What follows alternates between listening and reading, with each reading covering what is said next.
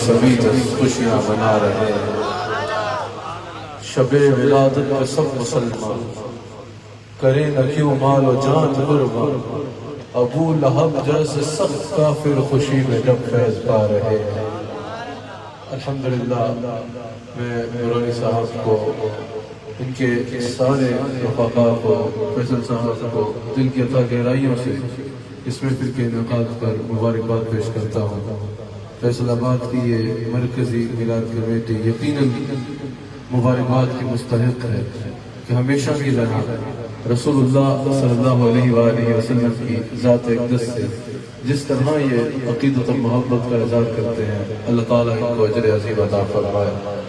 میرے مرشد کریم میرے شیخ کامل تشریف فرما ہے اور بغداد شریف سے خوبصورت بزرگ حضرت تشریف فرما ہے۔ اسٹیج پر یقیناً اہل سنت کے جنرل قدر علماء تشریف فرما ہے اور یقیناً بیان فرما بھی چکے ہیں۔ اللہ تعالی ہم سب کو رسول اللہ صلی اللہ علیہ وآلہ وسلم کے دامن رحمت سے وابستہ رہنے کی توفیق عطا فرمائے۔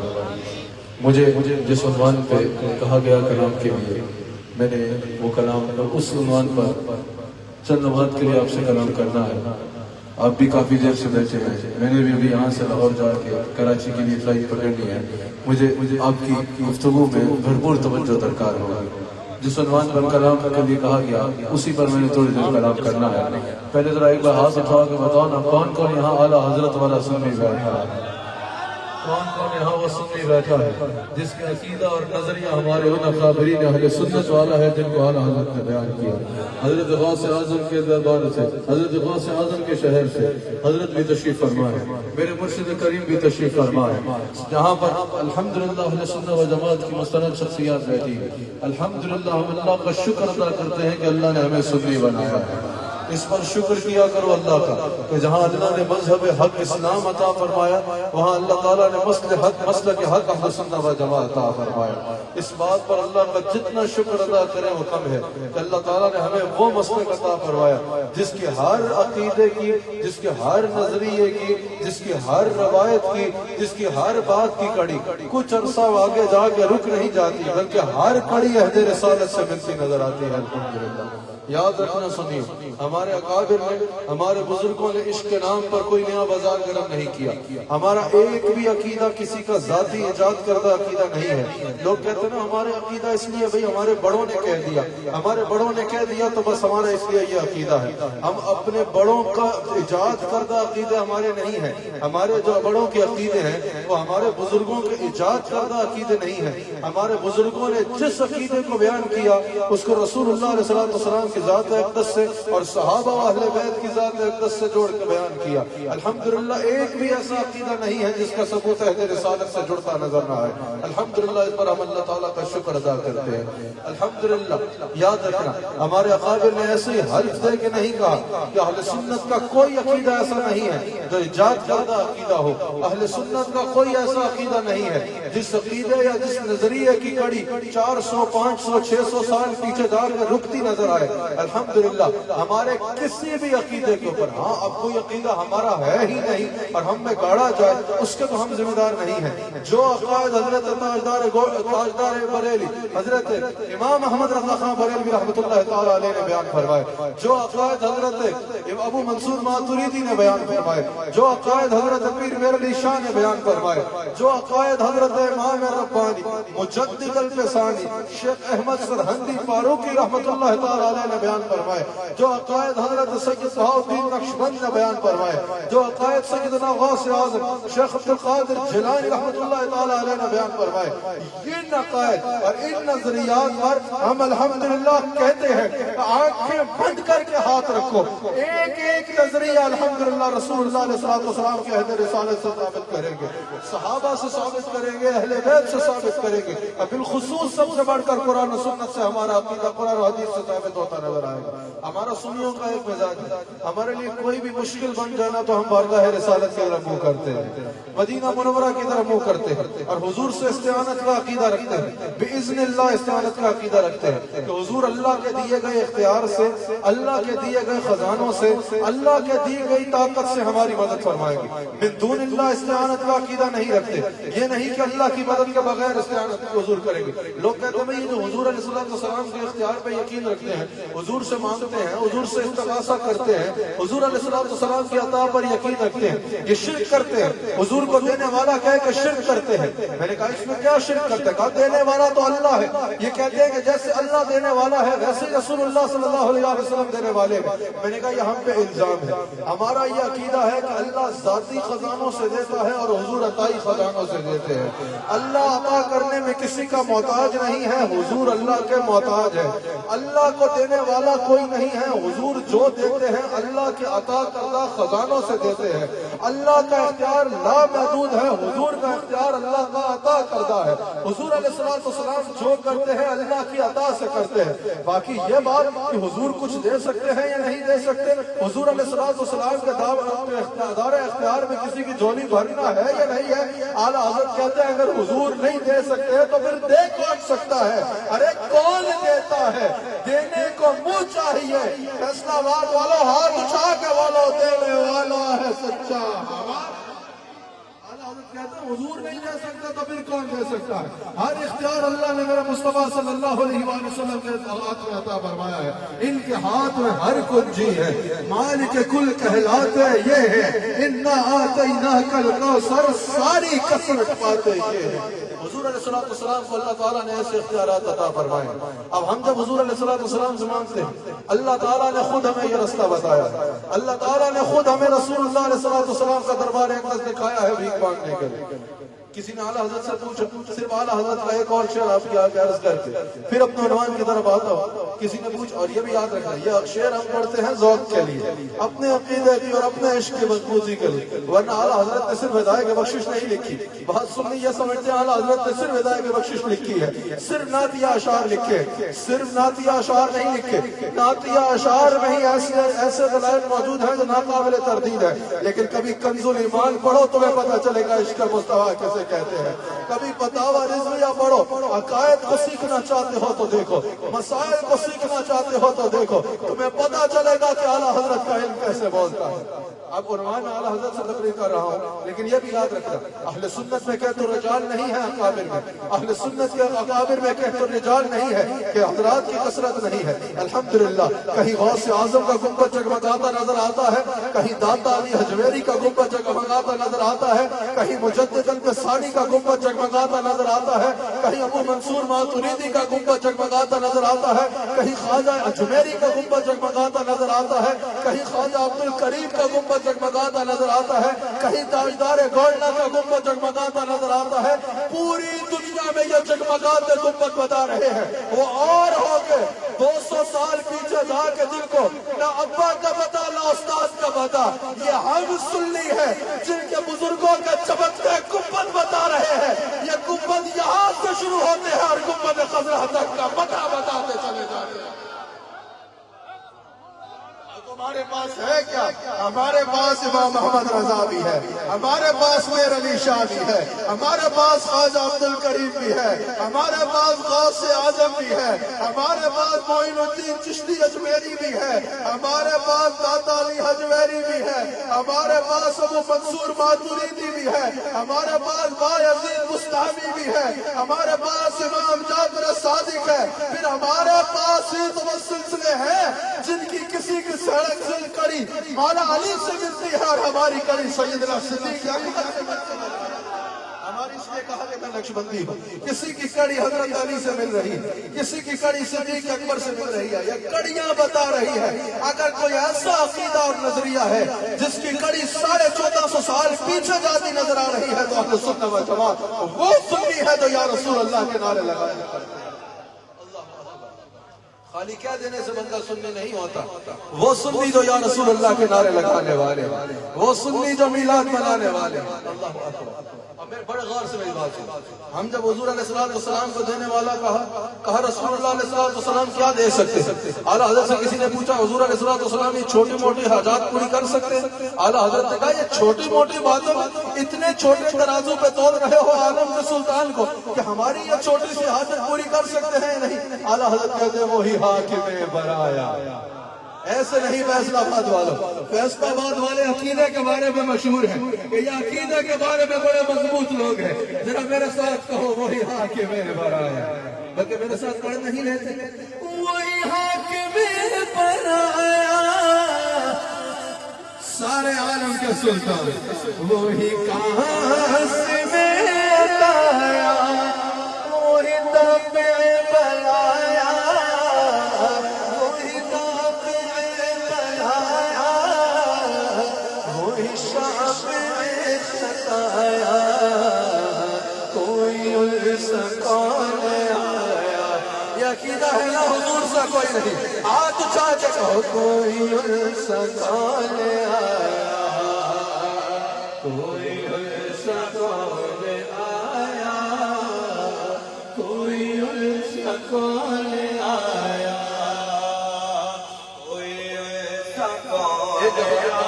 جبرائیل امین حضور کی بارگاہ میں حاضر ہوئے. حضور نے فرمایا جبرائیل ہم کیسے ہیں؟ کہا یا رسول اللہ سارے جہان کو دیکھا ہے یوسف علیہ السلام کو بھی دیکھا ہے لیکن یا رسول اللہ سارا جہان چھاننے کے بعد یہ بول سدرا والے چملے چاک تلے یہ بول سدرا والے چملے چاک تلے سب میں چھال ڈالے سب میں چھال ڈالے تیرے پائے کا نہ پایا. یک دیکھو یا رسول اللہ تجھے یک نے یک بنایا تجھے یک نے یک بنایا تجھے یک نے یک بنایا. وہ شیخ مجھے میرے عنوان سے جوڑا. اعلیٰ حضرت بتا رہے ہیں نا کہ حضور سے مانگنا ہم نے اپنی طرف سے شروع نہیں کیا ہمیں اللہ نے حضور کا دربار سکھایا ہے مانگنے کے لیے. اعلیٰ حضرت کیا کہتے ہیں وہی رب ہے جس نے تجھ کا امت کرم بنایا امت کرم بنایا امت کرم بنایا. ہمیں بھیک مانگنے کو ہمیں بھیک مانگنے کو تیرا راستہ بتایا تجھے حمد ہے خدایا تجھے حمد ہے خدایا. حضرت کہتے ہیں ہمیں یہ مانگنا اللہ نے سکھایا. اللہ نے بنا وما آتاکم رسول جو میرے حبیب علیہ السلام دیں اسے لے لیا کرو. اب یہاں پر امام فخر الدین رازی کہتے ہیں کبیر میں امام فخر الدین رازی نے کہا کہ یہاں وما آتاکم رسول میں ما عموم کے لیے ہے. اس سے مراد صرف مال غنیمت نہیں ہے اس سے مراد صرف مال پے نہیں ہے اس میں حضور علیہ السلام کے ہر عطا کو شامل کیا جائے گا. کہا یہاں ما عموم کے لیے ہے وما آتاکم رسول جو میرے حبیب علیہ السلام دیں وہ لے لو. اس میں ما عموم کے لیے ہے اس میں حضور علیہ السلام کی ہر عطا شامل ہے. کہا جو کچھ حضور دیتے ہیں وہ سب کچھ یہاں ما میں شامل ہے. اب سوال ہے کہ حضور کیا دیتے ہیں؟ حضور رحمت للعالمین ہے. مجھے بتائیے کیا رحمت للعالمین صرف مال غنیمت دیتے ہیں؟ کیا رحمت للعالمین صرف مال پے دیتے ہیں؟ یا رحمت للعالمین نے امت کو مال غنیمت اور مال پے کے سوا کچھ نہیں دیا؟ اب جو حضور دیں وہ لے لو. اب سوال ہے حضور کیا دیں گے؟ امام فخر الدین رازی کہتے ہیں ماں میں محدود نہیں ہے ماں کو مقید نہیں کیا ماں مطلق ہے جو عطا حضور فرماتے ہیں وہ ماں میں شامل ہے. اب سوال یہ ہے کہ حضور کیا دیتے ہیں؟ جواب یہ ہے کہ حضور رحمت للعالمین ہے. اللہ کی جتنی رحمت ہے وہ حضور ہی کو دیتے ہیں اور کون دیتا ہے؟ جواب یہ ہے انما انا قاسم واللہ یعطی. میں تقسیم کرتا ہوں وہ جو اللہ دیتا ہے. اس سے کوئی پوچھے کہ رسول اللہ کیا دیتے ہیں تو جس چیز کو اللہ دیتا ہے وہ سب کچھ حضور تقسیم کرتے ہیں. جو اللہ دیتا ہے. اگر میں تم سے پوچھوں, امام فخر الدین رازی کہتے ہیں جتنا کچھ حضور نے دیا وہ اس سے مراد ہے. اگر تم سے پوچھوں کہ بتاؤ اللہ کا پتہ کس نے بتایا, اگر کوئی کہنا حضور کچھ نہیں دیتے, یا پوچھے حضور کیا دیتے ہیں, پوچھنا بھائی جان اللہ اللہ کرتے ہو, یہ اللہ کہاں سے ملا ہے؟ ایک جواب ہوگا بھائی اللہ تو دربار مصطفیٰ سے ملا ہے. اس سے پوچھنا عقل کو ہاتھ مارو, جس سے خدا مل گیا اس سے خدائی نہیں ملے گی. اللہ کا پتہ بتا دیا, تم کہتے ہو کچھ نہیں دیتا, اس لیے تو میرے امام نے کہا کہ اور تم پر میرے آقا کی عنایت نہ سہی اور مل کے رو کلمہ پڑھانے کا بھی احسان ہے. بتاؤ یہ کلمہ کس سے ملا ہے؟ ہاتھ اٹھا کے بولو سنیو رسول اللہ. یہ کلمہ کس سے ملا ہے؟ رسول اللہ. یہ دین کس سے ملا ہے؟ رسول اللہ. یہ قرآن کس کی زبان سے ملا ہے؟ رسول اللہ. اللہ کا پتہ کس سے ملا ہے؟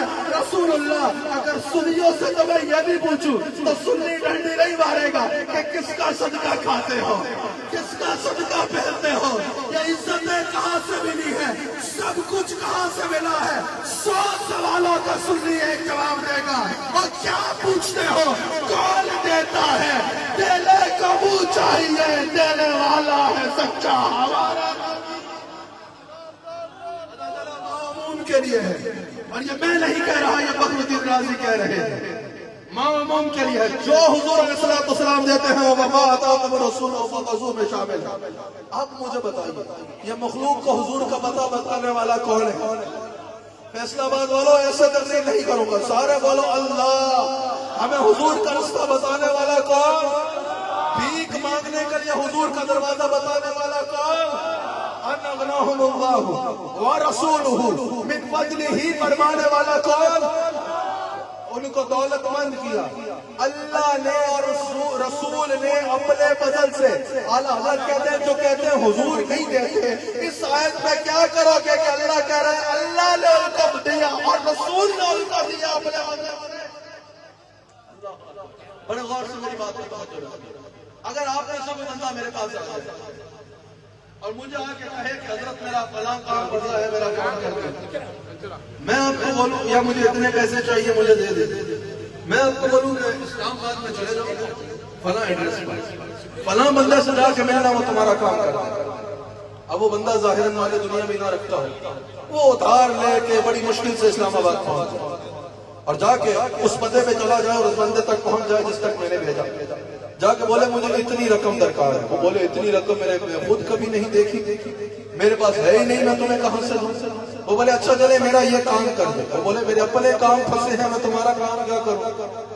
اب آپ بتائیے آپ تنقید مجھ پہ کریں گے یا اس پہ کریں گے؟ تنقید مجھ پہ کریں گے نا, کیونکہ اس بیچارے کا تو قصور ہی نہیں, اس کے بعد پیسے بھی نہیں اور اختیار بھی نہیں. تنقید آپ مجھ پہ کریں گے کہ آسان نصیب الرحمان, جب وہ بندہ دے سکتا ہی نہیں تھا تو مجھے اس تک بھیجا کیوں؟ اب مجھے بتاؤ حضور کا دروازہ بتانے والا کون ہے؟ وما آتاکم الرسول فخذوہ فرمانے والا کون ہے؟ اللہ ہے نا. اب اگر لوگ حضور کے پاس جائے اور پتہ چلے حضور تو دے ہی نہیں سکتے, تو سوال یہ ہوگا نا کہ بھیجا کس نے؟ بھیجنے والا اللہ ہے. اس کے لیے سنیوں یہ ضروری تھا کہ حضور کو اللہ اتنے خزانے دے کہ اگر ساری دنیا بھی میرے مصطفیٰ کے دروازے پہ آ کے مانگنا شروع کرے نا, اور صرف مانگے نہیں مانگنے کی انتہا کر دے, اور مصطفیٰ سب کو ان کی مانگ کے مطابق دے دے, تب بھی مصطفیٰ کے خزانے ختم نہ ہو. پھر فیصلہ آباد والا ایسا ہوا, ایسے ہی تو نہیں فرمایا ان اغناہم اللہ ورسولہ من فضلہ, اللہ نے میرے آقا علیہ السلام کو اتنے خزانے دیے کہ اگر ساری دنیا بھی مصطفیٰ کے دروازے پہ پہنچ جائے اور جتنا مانگ سکتی ہے مانگ لے, اور مصطفیٰ سب کو ان کی مانگ سے زیادہ دے دے, تب بھی مصطفیٰ کے خزانے ختم ہونے کا نام نہیں لیتے. اللہ نے میرے مصطفیٰ علیہ السلام کو یہ اختیارات عطا فرمایا. حضور علیہ السلام نبی کا یہ کام ہوتا ہے, نبی کا تو کام ہوتا ہے پیغام دے لے اور آگے دے. یہ کیسی جانے تم بیان کرنا چاہتے ہو کہ ضرورت ہو تو ادھر پہنچ جاؤ. نبی کا کام تو صرف پیغام دینا. میں نے کہا جب قتادہ کی آنکھ نکلی تھی اور نکلی ہوئی آنکھ لے کے حضور کے پاس گئے تھے. حضور نے یہ تو نہیں فرمایا کہ میرا کام حکمت کرنا تو نہیں ہے، میرا کام آنکھوں کا آپریشن کرنا تو نہیں ہے، میرا کام پیغام دینا ہے، کسی ڈاکٹر کے پاس جاؤ. حضور نے فرمایا آنکھ نکل گئی تو کیا ہوا؟ آنکھ آگے لاؤ. قتادہ آنکھ آگے کرتے ہیں، حضور قتادہ کی آنکھ اٹھاتے ہیں. دوائیاں مرہم نہیں لگاتے، اپنا لعاب دہن لگاتے ہیں. قتادہ کی آنکھ کو اس کے مقام پہ رکھتے ہیں. قتادہ کہتا ہے فوراً آنکھ دکھانا شروع ہو گئی.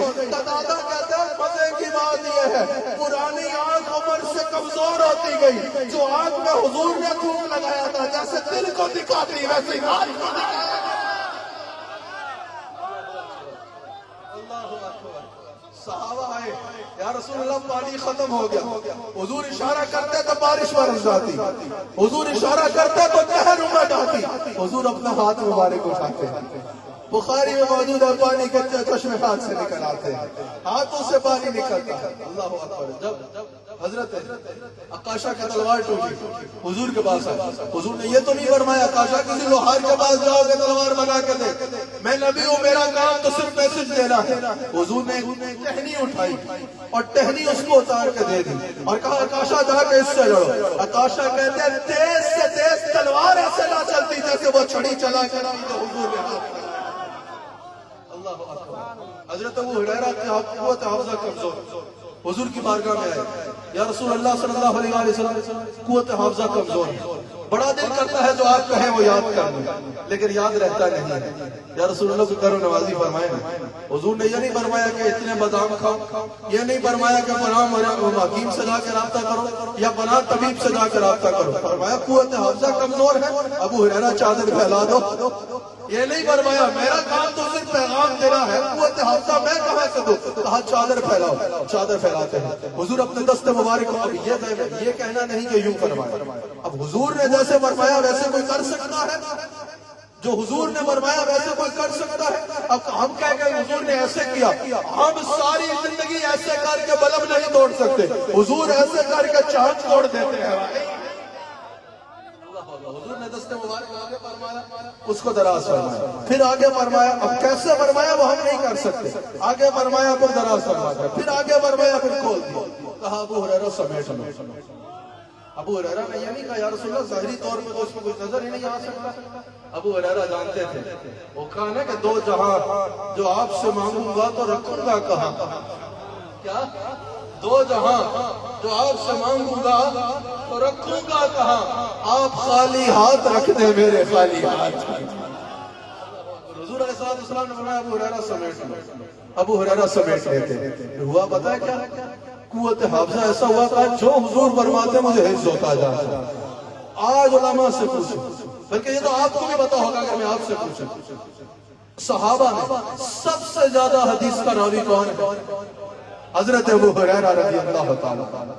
اچھا یہ تو ہوئے حضور کے تکوینی اختیارات، اللہ نے حضور کو لفظ کن پر بھی اختیار دیا، یہ تو حضور کے تکوینی اختیارات ہیں. اب میں نے سے 10 منٹ اور گفتگو کرنی، مجھے کسی نے ٹائم دیا نہیں، میں خود محدود وقت میں بات کرنے والا.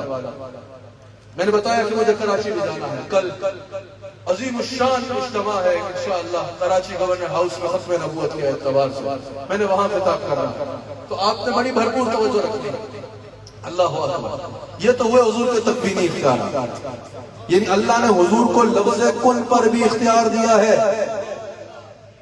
حضور کو بھی اللہ نے یہ اختیار دیا ہے. اور مسلم کی حدیث کے مطابق میں حدیث سناتا چلا جاتا وقت اگر زیادہ ہوتا کہ حضور نے اس کو استعمال بھی فرمایا ہے.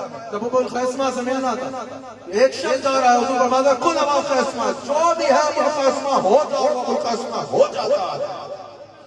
حضور کے تکوینی اختیارات، جس کو اعلیٰ حضرت کہا نا کہ وہ زبان جس کو سب کن کی کنجی کہیں اس کی نافذ حکومت پہ لاکھوں سلام. یہ حضور علیہ السلام کے تکوینی اختیارات. اب آگے چلو حضور علیہ السلام کے تشریحی اختیارات. حضور علیہ السلام کو اللہ تعالیٰ نے مالک شریعت بھی بنایا. حضور علیہ السلام کے تشریحی اختیارات کا دائرہ بھی بہت وسیع. حضور علیہ السلام کو اللہ نے مالک شریعت بنایا. جب یہ بات کی گئی نا کہ کسی نے کہا کہ حضور علیہ السلام نے ارشاد فرمایا، بڑے غور سے سننا سنیو تمہیں مزہ آئے گا اپنا عقیدہ سننا.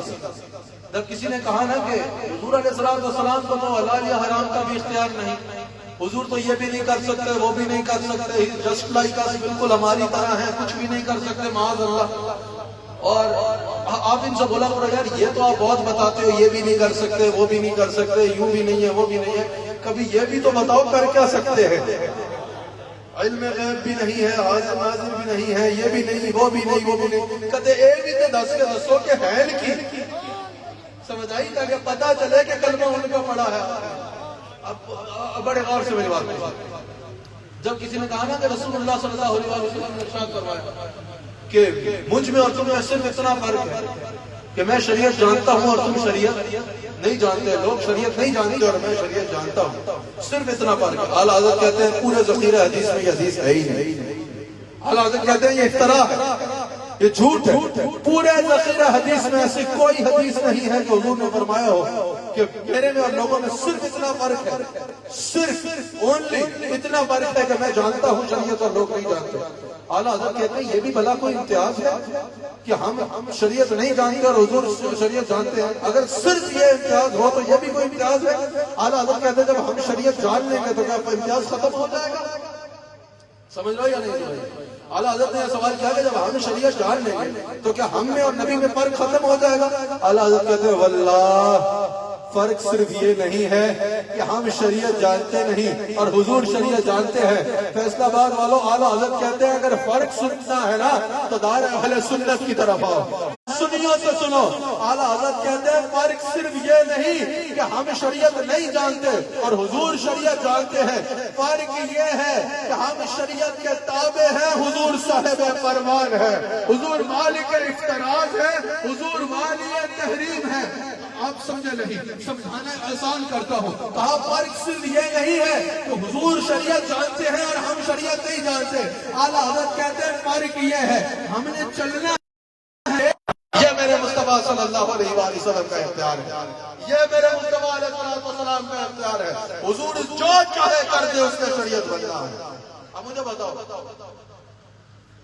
وہ اگر کوئی بیان کرے نا بھئی حضور تو کچھ نہیں کر سکتا، یہ جملہ بڑا معروف ہے ان کا، حلال یا حرام کا بھی اختیار نہیں. یہ جملہ آپ نے بہت سنا ہوگا سوشل میڈیا پہ، حضور کو تو حلال یا حرام کا بھی اختیار نہیں اور تم اتنا بنا باتیں کرتے ہو. اللہ اکبر. بڑے غور سے میری بات کو سمجھو تاکہ تم بات کو سمجھ پاؤ اور دل میں اتار پاؤ. میری گفتگو کا آخری حصہ بڑے غور سے آپ نے سننا. یہ ہے ہوگا وہ تمہارا جھوٹا جو نہیں کر سکتا. میرا نبی اللہ کا آخری نبی ہے، میرا نبی خاتم النبیین ہے، میرا نبی تاجدار ختم نبوت ہے. میرے نبی کے بعد کوئی نبی نہیں آ سکتا. میرے نبی کے بعد اگر کوئی ذرا سے شک کو بھی نہ دے کہ کسی بھی اعتبار سے کوئی نبی آ سکتا ہے، چاہے ذہنی ہو، بروزی ہو، تشریحی ہو، غیر نبی کسی طرح کا بھی نبی آنے کے شک کو نہ بھی دے تو وہ کافر ہو جائے گا، وہ دار اسلام سے خارج ہو جائے گا. میرا نبی اللہ کا آخری نبی ہے.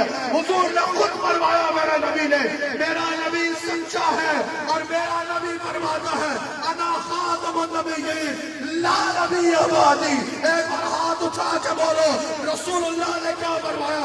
انا خاتم النبیین لا نبی بعدی. میرے بعد کوئی نبی نہیں آ سکتا. تو ہاں ہمارا نبی خاتم النبیین تاجدار ختم نبوت محمد رسول اللہ وہ ہے کہ جو علم غیب رکھتا ہے، جو حاضر و ناظر بھی ہے، جو مختار کل بھی ہے، جو حلال یا حرام کا بھی اختیار رکھتا ہے.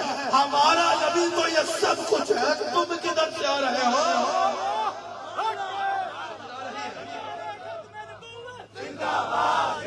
ایسے نہیں فیصلہ آباد والو، ہاتھ اٹھا کے بولو. اور ختم نبوت سے مراد کیا ہے؟ ختم نبوت سے مراد یہ ہے کہ حضور آخری نبی ہے. ہر اعتبار سے حضور آخری نبی ہے. حضور کے بعد کوئی نبی یا حضور کے بعد کوئی نبی نہیں آ سکتا. کسی بھی اعتبار سے میرے نبی کے بعد کوئی نبی نہیں آ سکتا. کوئی نبی میرے نبی کے بعد نہیں آ سکتا. اب ہاتھ اٹھا کے بولو تاجدار ختم نبوت.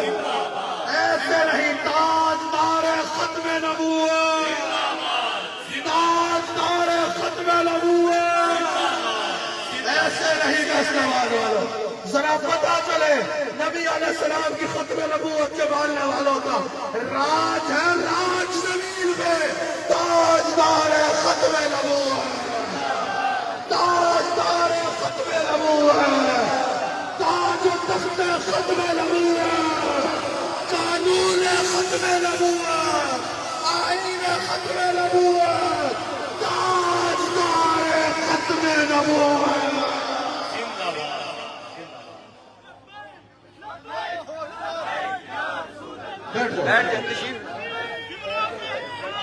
بیٹھ جائیں بیٹھ آخری حدیث جو میں بیان کر رہا ہوں اس کو سنو آخری حدیث جو بیان کر رہا ہوں بیٹھ جاؤ آخری حدیث جو بیان کر رہا ہوں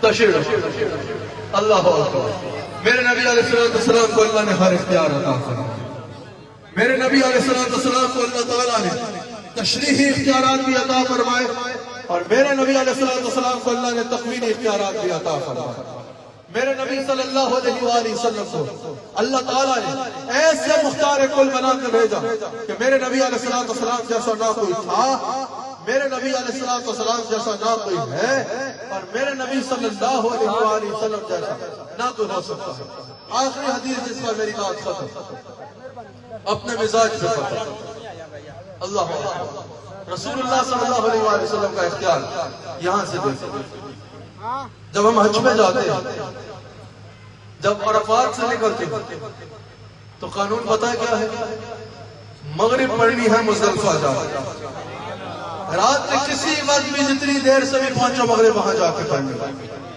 میں جب حج میں گیا میری عمر کم تھی میں بڑا حیران ہوا لوگوں نے عرفات کا دن گزارا مغرب کا وقت آیا مغرب بھی اب پڑے بغیر مزدلفہ کی طرف چل دی ان آخری 2 منٹ میں آپ کی بھرپور توجہ درکار ہے آپ کو پتہ چلے میرے نبی کا اختیار کیا مزدلفہ چل دی میں نے کہا بھائی رکو مغرب پڑھ کے جاؤ کہا نہیں مغرب مزدلفہ جا کے پڑھے میں نے کہا رات 12-1 بج جائے گا وہاں پہنچتے مغرب قضا ہو جائے گا حج پہ آئے ہو پہلے دن کام دکھا رہے ہو اللہ اکبر انہوں نے کہا بات یہ ہے یہاں شریعت کا قانون ہے کہ اب یہاں آنا ہے نا تو مغرب وقت سے نہیں پڑھنی مغرب دیر سے پڑھنی ہے عشاء کے ساتھ میں نے کہا ساری دنیا میں مغرب وقت سے پڑھنی ہے اس دن میں جو سب سے مبارک ہے مغرب دیر سے پڑھنی ہے عشاء کے ساتھ چاہے وہ ٹائم ہو جائے جس میں مغرب قضا ہو جاتی ہے اس کی وجہ کیا ہے کہا وجہ کسی کو اور کچھ نہیں پتا